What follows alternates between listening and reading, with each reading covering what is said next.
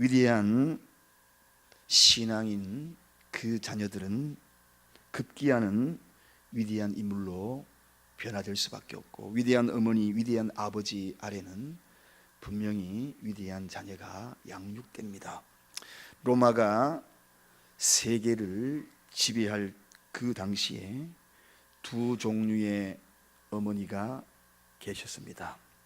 한 사람은 성 어거스틴의 어머니 모니카라는 여인이었고, 또 다른 한 사람은 네로 황제의 어머니 아그리피나라는 어머니였습니다. 이 아그리피나와 모니카 두 어머니. 그런데 아그리피나의 남편은 우리가 잘 알고 있는 대로 이 황제 클라우디오 황제였습니다. 그런데 이 아내가 자기 남편을 죽이고, 우리가 잘 알고 있는 대로 그 유명한 네로, 그 네로 황제죠. 그 황제를 드디어 황제로 만듭니다. 남편을 죽이고 자녀를 황제로 만들었다는 거죠. 결국은 나중에 어떻게 되었는가? 이 아그리피나는 자기 아들에 의해서 결국은 암살을 당합니다. 죽이고 죽고 결말은 그런 가정이 되어버렸습니다. 그러나 우리가 잘 알고 있는 대로 이 모니카는 어떤 여인이었습니까? 극도로 방탕하고 방황하고 방종하는 생활 속에 빠져있는 아들 어거스틴을 향하여서 기도의 어머니로 일생을 살아가지 않습니까? 포기하지 아니하고 신앙의 힘으로 그를 끝까지 함께하고 했던 어머니가 아니었습니까? 그 어머니의 그 신앙과 그 기도, 그리고 위대한 어머니 아래서 급기야 그 방탕했던 어거스틴이 성자가 되지 않습니까? 그래서 성자 어거스틴이라는 위대한 인물을 만들어냅니다. 이걸 보면 우리가 생각할 수 있는 것이 무엇인가, 깨닫는 것이 무엇인가, 느껴지는 것이 무엇인가. 위대한 어머니의 배후에는 바로 위대한 자녀가 분명히 태어나는구나. 급기야는 그렇게 만들어지는구나. 그리고 그 위대한 자녀의 배후, 어머니의 배후에는 신앙의 힘이 붙들고 있구나 하는 것을 보게 됩니다. 그동안에 여러분이 살아왔던 인생을 돌아보면 부모에게 굉장히 많은 영향력을 받았을 것입니다. 그 영향력을 받고 살아왔어. 일생 동안 그 영향력 아래 벗어나지 못하고 살아가는 그러한 인생들이 너무나 많습니다. 그러나 이제 우리 대해서 우리는 생각을 해야 합니다. 우리는 과연 어떤 부모로서 과거에 살아왔던가? 나의 영향을 통하여서 얼마나 우리 자녀들에게 많은 그러한 영향력을 끼쳐왔던가? 그것은 누구도 피할 수 없을 것이고, 나도 그렇게 살아왔듯이 우리 자녀들도 우리를 향하여서 그렇게 살아가고 있다는 사실을 분명히 알아야 할 것입니다. 그렇다면 우리는 과연 어떠한 모습의 부모가 되어야 하는가? 그리고 어떤 과정을 통하여서 자녀들을 양육해야 하는가? 지금이라도 늦지 않습니다. 지금이라도 우리가 할 일이 있다는 것입니다.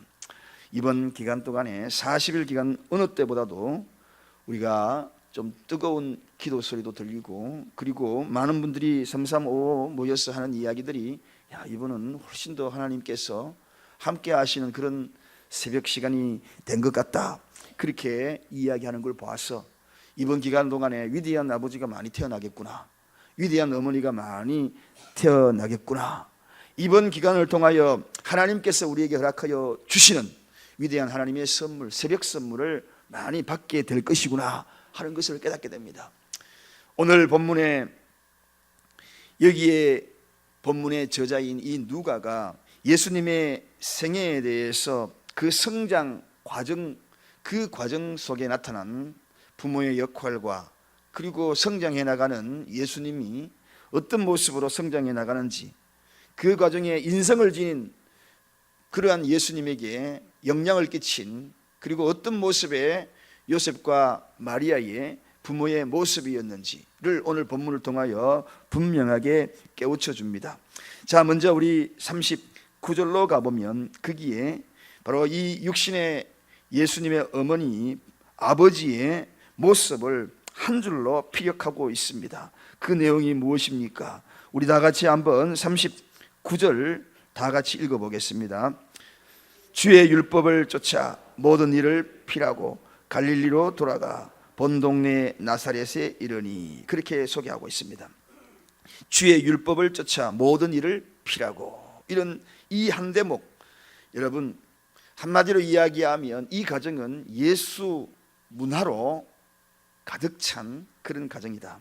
아름다운 가정 문화가 예수 문화로, 말씀을 지켜나가는 그러한 문화로 이 가정이 정립이 되어 있고 그리고 정착이 되어 있는 그러한 모습이다. 여러분 성경에는 많은 이 요셉과 마리아에 대한 이야기가 기록이 그렇게 많지 않습니다. 수태고지에 대한 그런 이야기 정도로 조금만 언급되어 있지, 이들에 대해서 어떤 배경에서 어떻게 자라고 어떤 환경에서 생활했다는 것이 구체적으로 기록이 되어 있지 않지만, 분명한 것은 이들이 말씀을 피라고, 말씀을 잘 지키고 그 말씀대로 살아온, 즉 그 말씀이 그 가정의 문화 배경이 저변에 깔려 있는 그런 분들이다.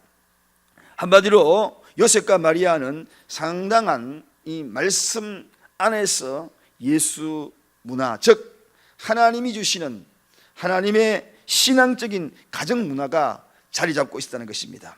그렇습니다. 이 가정 문화가 중요합니다. 오늘 먼저 이 가정 문화에 대해서 좀 말씀드리려고 합니다. 여러분의 가정에서는 주로 어떤 일들이 이루어지고 있습니까? 어떤 환경들이 조성이 되고 있습니까? 이런 이야기가 있습니다. 부부가 늘 싸우고 다투고 하는 그 부모 밑에 자라는 자식보다도 차라리 다투지 아니하고 그리고 평온한 홀어머니 밑에 자라는 자녀가 훨씬 더 정서적으로 안정되고 훨씬 더 위대한 인물이 나온다. 그러한 이야기가 있습니다. 여러분의 가정은 어떻습니까? 살도록 다투는 집안입니까? 아니면은 가정 문화가, 어떤 가정 문화가 여러분의 가정의 저변에 자리 잡고 있습니까? 부모가 다 있고 없고가 중요한 것이 아닙니다. 그 가정의 문화가 중요하다는 것입니다. 또한 여러분의 가정은 어떤 문화입니까? 자녀들이 보기에 본보기 될 만한 그런 문화가 지금 조성이 되어 있습니까? 말씀대로 지키고자 하는 그런 문화가 조성이 되어 있나요? 아니면은 늘 말씀에 어긋나는 그러한 모습이 조성이 되어 있습니까? 여러분, 그 문화 속에서 자라나면 그 문화가 세상을 지배하는 것입니다. 그 환경은 꺾을 수 있어도 문화 속에 자란 그 문화는 꺾을 수 없다는 말이 있습니다. 그러므로 우리가 민주주의 문화 속에서 쭉 자라왔잖아요. 저 북한이 우리나라를 점령하려고 아무리 해도 이 민주주의 문화에 익숙해져 있는 우리가 정복당할 수 있을 것 같습니까? 절대로 그렇게 살 수가 없는 거죠. 그러므로 이 문화가 중요한 것입니다. 여러분의 가정은 어떤 문화인가? 가정 문화가 과연 하나님의 아들을 양육하는 그러한 요셉과 마리아 같은 그러한 풍토가 조성될 수 있도록 노력하고 있는가? 우리는 이 공간에서 모이면 정말 화목이라는 그 단어가 정말 우리 가정에는 풍성한가? 사랑이라는 열매가 주룩주룩 매달려 있어서 흔들기만 흔들면 다른 것 떨어지는 것이 아니라 사랑의 열매들이 바닥에 두룩두룩 떨어지는가? 주어도 사랑의 열매, 달려있어도 사랑의 열매, 그런가? 자녀가 하나님의 시민으로 성장하기 위하여서 그 문화가 그렇게 소중하고, 이 나라 우리 문화, 과거의 그 문화 속에서 지금까지 유교 사상 그 문화들이 흘러와서 아직도 그 문화에 바꾸지 못하여서 살아가서 그런 문화가 제사 문화로 발달된 거 아닙니까? 그 문화 보십시오. 아직까지 그렇게 돼 있거든요. 이러한 모습들이 이 문화의 배경이라는 것입니다. 오늘 이 가정 문화, 요셉과 마리아 그 가정은 아름다운 가정 문화가 있었다. 여러분의 가정, 오늘부터 이번 기간 동안에 우리 가정에 어떤 문화를 만들어야 할 건가 곰곰이 생각해 보십시오. 그 문화 속에 위대한 자녀가 오고 그 문화 속에 하나님의 귀한 선물이 준비가 되어 있습니다. 이번 기간에 여러분의 가정을 새로운 문화로 정립해 나가는 그러한 가정들이 다 되시기를 주님의 이름으로 축원드립니다. 교회의 문화도 굉장히 중요합니다. 여러분 어느 교회에 딱 들어가 보면 분위기가 있잖아요.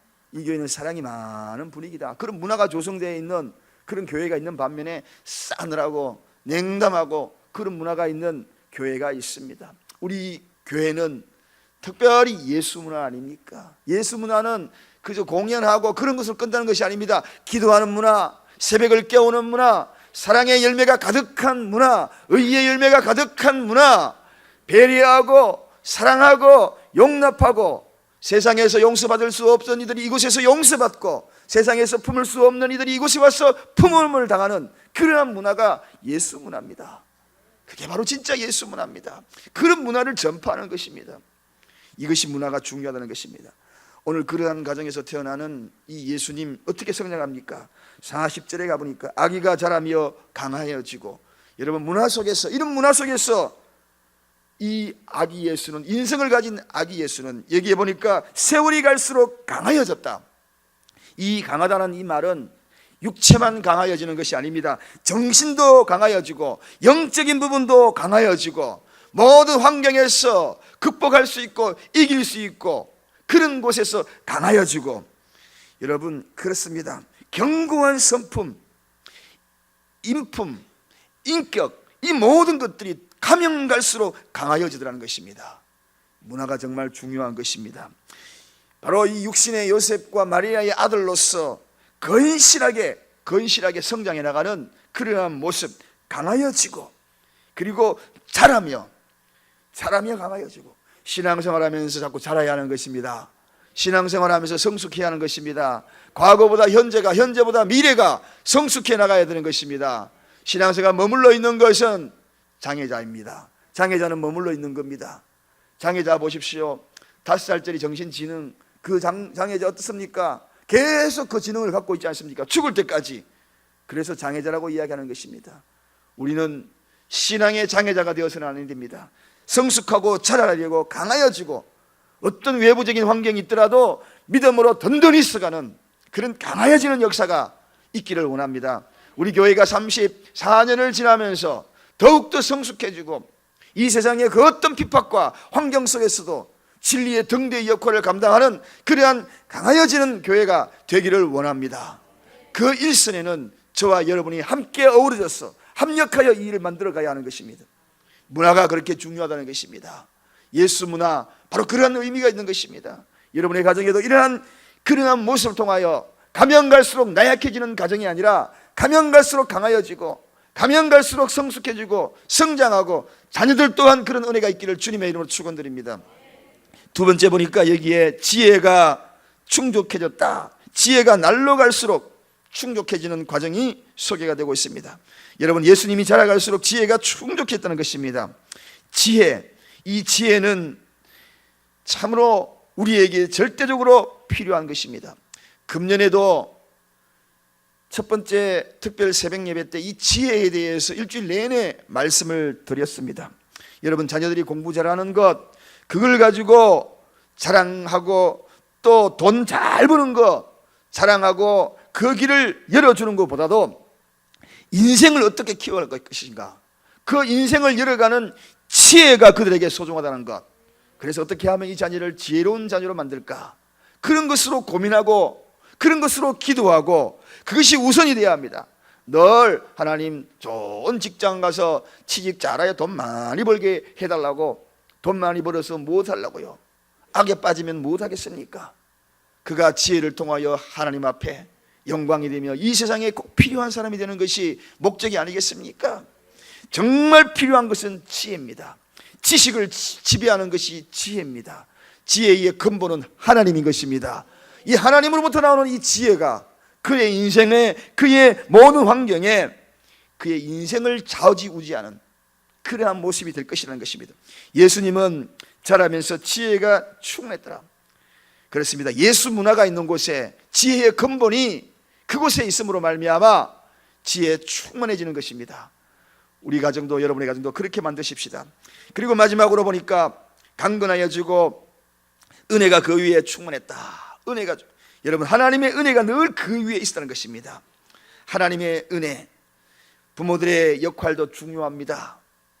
지혜를 받는 것도 중요합니다. 그러나 궁극적으로는 하나님의 은혜가 임해야 하는 것입니다. 하나님의 은혜가 원동력이 되어야 하는 것입니다. 하나님의 은혜가 없이는 못 산다는 그러한 부분들이 원동력이 되어야 하는 것입니다. 은혜 아니면 살 수가 없네. 은혜 아니면 살 수가 없네. 오늘 하루 은혜가 아니면 우리는 살 수가 없는 존재입니다. 그래서 가정에 하나님의 은혜가 머물러 달라고 우리는 눈물로 기도해야 하는 것입니다. 은혜가 그 위에 머물러 있다. 여러분, 이 나라가 하나님의 은혜의 촛대가 옮겨지면 그때부터 우리나라는 어떻게 되겠는가? 마지막 말세 때의 촛대가 옮겨진 그 이후에 그 배경들이 하나님의 은혜가 떠나가 보면 그 가정, 그 교회, 그때부터 절망이요 사망의 길로 가는 것입니다. 사랑하는 여러분, 어찌하든지 하나님의 은혜를 구하십시오. 하나님의 은혜로 말미암아 자녀를 양육하십시오. 그래서 이렇게 기도하십시오. 하나님, 내 사랑하는 자녀 언제나 하나님의 은혜 아래 거하게 해달라고. 내가 낳은 자식이지만, 내가 키울 수 있는 자식이지만, 내가 돌본다고 생각하고 내 마음대로 하는 것이 아니라 하나님의 은혜로 살아가는 그 자녀가 되게 해달라고 늘 기도하십시오. 은혜가 있는 곳에 돌이킴이 있습니다. 은혜가 있는 곳에 긍휼이 있는 것입니다. 은혜가 있는 곳에 하나님의 사랑이 있는 것입니다. 은혜가 머무는 곳에 하나님의 인도하심이 있는 것입니다. 구름기둥과 불기둥이 무엇입니까? 이스라엘 백성들을 긍휼히 여겼던 하나님의 은혜가 아닙니까? 만나와 메추라기가 무엇이었습니까? 하나님이 긍휼을 여겨서 그들에게 은혜를 베푸신 것입니다. 구원이 어디에서 옵니까? 하나님의 은혜로 임하는 것입니다. 방탕하고 방종하던 어거스틴이 하나님의 은혜가 임하니까 눈물을 쏟게 되고 주님께로 돌아가야 되겠다. 그래서 하나님 앞에 무릎 꿇고 자복하고 결국은 그 방탕의 자식이 은혜의 자식으로 바뀌지 않습니까? 그런 은혜는 어디서 옵니까?